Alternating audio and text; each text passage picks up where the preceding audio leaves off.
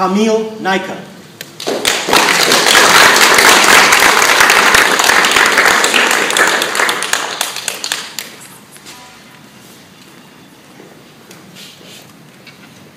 Thank you, Mr. Chief Evaluator, and especially Roxy Seymour. Your speech was titled "In Case of an Emergency," and it came in at a time of 6 minutes and 29 seconds. Now, this sounds quite long, but when you think about it, because you kept making jokes throughout the speech, it didn't even feel that long, and it kept me captivating throughout the entire thing. So well done on that. Now, let's start off with some general comments.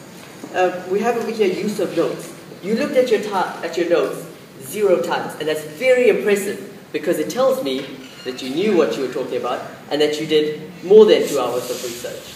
So I'm very impressed with that.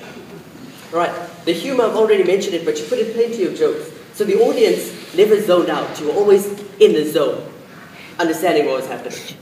And now let's move on to structure. Now, your opening, it was interesting. I'll give you credit for that. But here's something you could do. There's something called the 10-second rule, all right? It's when you're writing a speech.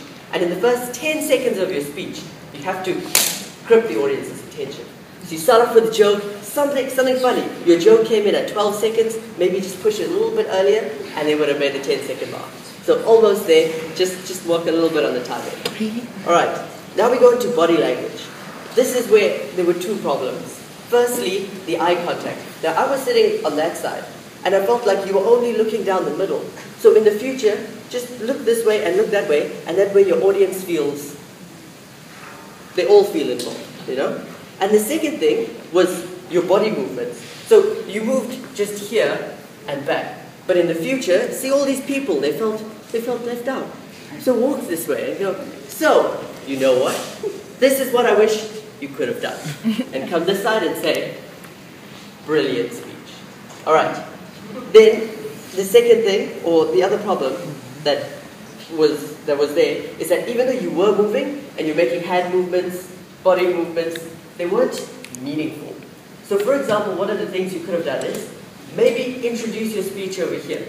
And as you're introducing your guide, since it is the most important part of your speech, and something that you created, you could come to the middle in front of everyone and speak about your guide. So that way, every movement you make is meaningful, it has impact, and the audience will never, ever, ever forget you.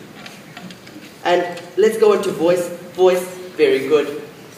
A little bit monotone, but that only comes with practice. And then the last recommendation would be just use a pause. You see what I did there?